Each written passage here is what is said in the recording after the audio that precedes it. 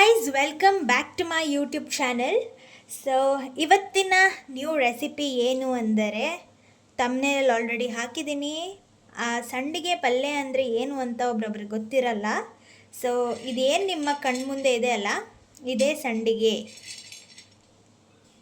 ಅಳಸಂದಿ ಕಾಳು ಸಂಡಿಗೆ. ಇದು ಉತ್ತರ ಕರ್ನಾಟಕ ಸೈಡು ಯಾವುದೇ ಅಂಗಡಿಗೆ ಹೋದ್ರೂ ಸಂಡಿಗೆ ಕೊಡಿ, ಸಂಡಿಗೆ ಪಲ್ಯ ಮಾಡೋಕ್ಕೆ ಸಂಡಿಗೆ ಕೊಡಿ ಅಂತಂದರೆ ಕೊಡ್ತಾರೆ. ಸೊ ಇದು ರೆಡಿಮೇಡು.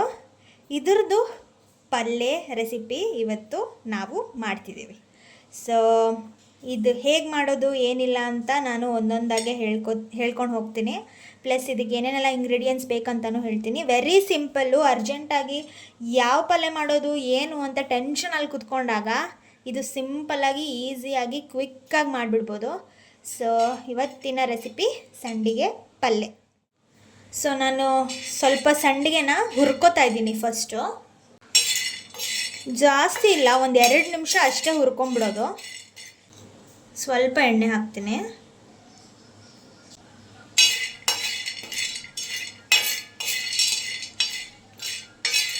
ಹಂಚು ಬೇಗ ಕಾಯ್ದಿತ್ತು ಅಂತ ಅಂದರೆ 2 ನಿಮಿಷದಲ್ಲೆಲ್ಲ ನಾವು ಹುರ್ಕೊಂಬಿಡ್ಬೋದು.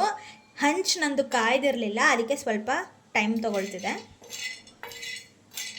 ಸೊ ನೀವು ಹಂಚನ್ನ ಸ್ವಲ್ಪ ಕಾಯಿಸ್ಕೊಂಡು ಒಂದು 2 ನಿಮಿಷದಲ್ಲಿ ಹುರ್ಕೊಂಡ್ಬಿಡಿ. ಸಂಡಿಗೆ ಫುಲ್ಲು ಹುರ್ಕೊಂಡಿದ್ದಾಗಿದೆ, ನಿಮಗೆ ಗೊತ್ತಾಗ್ಬಿಡುತ್ತೆ. ಸ್ವಲ್ಪ ಈ ಥರ ರೋಸ್ಟ್ ಆಗಿರೋ ಥರ ಬಂತು ಅಂದರೆ ಅದು ಆಲ್ರೆಡಿ ನಾವು ಹುರ್ಕೊಂಡಿದ್ದು ಜಾಸ್ತಿ ಆಗಿದೆ ಅಂತ. ಈ ಥರ ಕಲರ್ ಬಂದುಬಿಟ್ರೆ ಆಫ್ ಮಾಡಿಬಿಡಿ. ನಾನೀಗ ಸ್ವಲ್ಪ ಸಂಡಿಗೆನ ಒಂದರಲ್ಲಿ ಸ್ವಲ್ಪ ಇಟ್ಕೋತಾ ಇದ್ದೀನಿ. ಮಿಕ್ಕಿದಿಷ್ಟರಲ್ಲಿ ಪಲ್ಯ ಮಾಡೋದು. ಇದು ತಣ್ಣಗಾಗೋವರೆಗೂ ಇದಕ್ಕೆ ಏನೇನೆಲ್ಲ ಇಂಗ್ರೀಡಿಯೆಂಟ್ಸ್ ಬೇಕು ಅನ್ನೋದನ್ನು ನಾವು ರೆಡಿ ಮಾಡಿಕೊಂಡು ಬರೋಣ. ಸೊ ನಮ್ಮ ಸಂಡಿಗೆ ಪಲ್ಯಗೆ ಸಿಂಪಲ್ ಇಷ್ಟೇ ಇಂಗ್ರೀಡಿಯೆಂಟ್ಸಲ್ಲಿ ನಮ್ಮ ಪಲ್ಯ ರೆಡಿ ಆಗುತ್ತೆ. ಒಂದು ಈರುಳ್ಳಿ ತೊಗೊಂಡಿದ್ದೀನಿ, ಇದನ್ನು ಸಣ್ಣದಾಗಿ ಕಟ್ ಮಾಡ್ಕೋಬೇಕು. ಸ್ವಲ್ಪ ಕೊತ್ತಂಬರಿ ತೊಗೊಂಡಿದ್ದೀನಿ ಲಾಸ್ಟಲ್ಲಿ ಗಾರ್ನಿಷ್ ಮಾಡೋಕ್ಕೆ. ಟೊಮೆಟೊ ಇದ್ದರೂ ಟೊಮೆಟೊ ಹಾಕೋಬೋದು, ಟೊಮೆಟೊ ಹಾಕಲಿಲ್ಲ ಅಂದ್ರೂ ನಡೆಯುತ್ತೆ. ನನ್ನ ಹತ್ರ ಈಗ ಟೊಮೆಟೊ ಇಲ್ಲ, ಅದಕ್ಕೆ ನಾನು ಹಾಕೋತಾ ಇಲ್ಲ. ಬೇಕನ್ನೋರು ಟೊಮೆಟೊ ಹಾಕೋಬೋದು. ಅದು ಬಿಟ್ಟರೆ ನಮ್ಮ ಉತ್ತರ ಕರ್ನಾಟಕದ ಸ್ಪೆಷಲ್ ಮಸಾಲೆ ಖಾರ, ಇದನ್ನು ಸ್ವಲ್ಪ ಹಾಕೋತಾ ಇದ್ದೀನಿ. ಅದು ಬಿಟ್ಟರೆ ಎಣ್ಣೆ, ನಾರ್ಮಲ್ ಒಗ್ಗರಣೆ ಯಾವ ಥರ ಕೊಡ್ತೀವಿ, ಸಾಸಿವೆ, ಜೀರಿಗೆ, ಅರಿಶಿನ, ಉಪ್ಪು ಅದೆಲ್ಲ ನಾರ್ಮಲ್ ಆಗಿರುತ್ತೆ. ಸ್ವಲ್ಪ ಸಂಡಿಗೆ ತೊಗೊಂಡು ಇಟ್ಕೊಂಡಿದ್ವಲ್ಲ ಸೈಡಲ್ಲಿ, ಅದರಲ್ಲಿ ಒಂದು ಸೀಕ್ರೆಟಾಗಿ ಗ್ರೇವಿ ಮಾಡೋದು ಹೇಗೆ ಅಂತ ಹೇಳ್ತೀನಿ. ಸೊ ಲಾಸ್ಟ್ವರೆಗೂ ಕಾಯ್ದು ಅದನ್ನು ನಾನು ಏನು ಮಾಡ್ತೀನಿ ಅಂತ ನೋಡಿ. ಅಷ್ಟರಲ್ಲಿ ಇದನ್ನೆಲ್ಲ ನಾವು ಸಣ್ಣದಾಗಿ ಕಟ್ ಮಾಡ್ಕೊಂಡು ರೆಡಿ ಮಾಡ್ಕೊಳ್ಳೋಣ.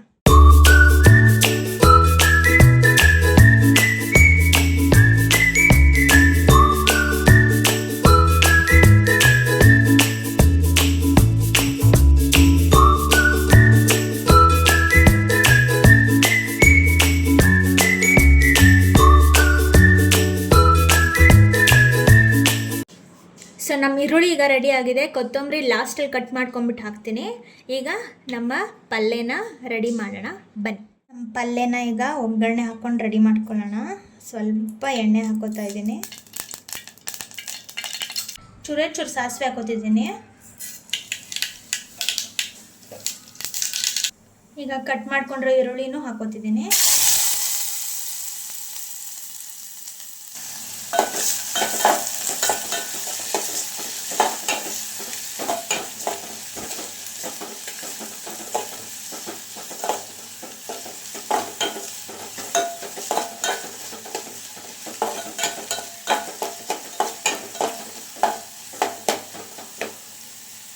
ನಮ್ಮ ಈರುಳ್ಳಿ ಸ್ವಲ್ಪ ಕೆಂಪಾಗೋವರೆಗೂ ಒಂದು 2 ನಿಮಿಷ ಬಿಡೋಣ.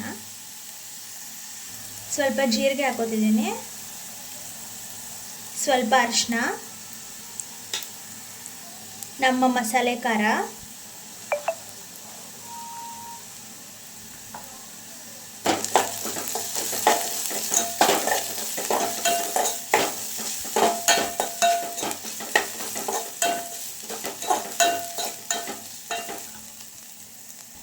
ಈಗ ನಮ್ಮ ಸಂಡಿಗೆನೂ ಹಾಕೋತಿದ್ದೀನಿ.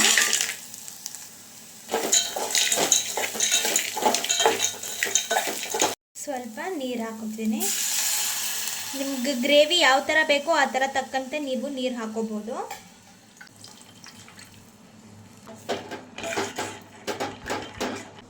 ರುಚಿಗೆ ತಕ್ಕಷ್ಟು ಉಪ್ಪು ಹಾಕೋತಿದ್ದೀನಿ.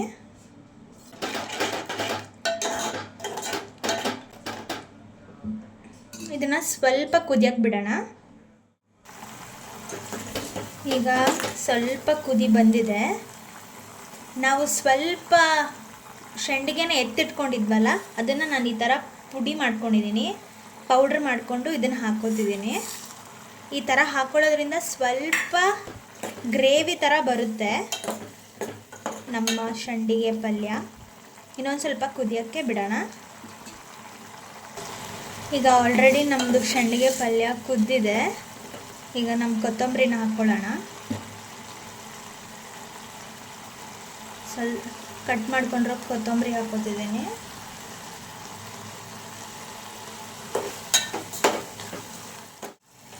ಸೊ ನೋಡಿದ್ರಲ್ಲ, ಇಷ್ಟೇ ನಮ್ಮ ಸಂಡಿಗೆ ಪಲ್ಯ ಮಾಡೋ recipe. Simple recipe, simple cooking. ಅರ್ಜೆಂಟಾಗಿ ಏನು ಮಾಡಬೇಕು ಅಂತ ಗೊತ್ತಿಲ್ಲದಾಗ ಈ ಥರ ಸಂಡಿಗೆ ನಮ್ಮ ಮನೇಲಿ ತೊಗೊಬಂದು ಇಟ್ಕೊಂಡ್ಬಿಟ್ರೆ ಆರಾಮಾಗಿ ಈ ಥರ ನಾರ್ಮಲಾಗಿ ಒಗ್ಗರಣೆ ಹಾಕ್ಕೊಂಡು ಸಂಡಿಗೆ ಪಲ್ಯನ ರೆಡಿ ಮಾಡ್ಕೋಬೋದು. ಇದನ್ನು ಚಪಾತಿಯಲ್ಲಿ, ರೊಟ್ಟಿಯಲ್ಲಿ ತಿನ್ಬೋದು.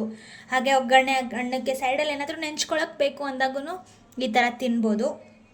ನಿಮಗೆಲ್ಲ ಇದು ಡಿಫ್ರೆಂಟಾಗಿ ಪಲ್ಯ ಇಷ್ಟ ಆಗಿದೆ ಅಂತ ನಾನು ಅನ್ಕೊತೀನಿ.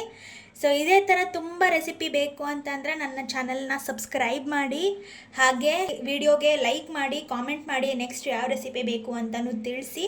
ನಾನು ಆ ರೆಸಿಪಿನ ಮಾಡಿಕೊಂಡು ನಿಮ್ಮ ಮುಂದೆ ಬರ್ತೀನಿ. Thank you so much for watching. Bye.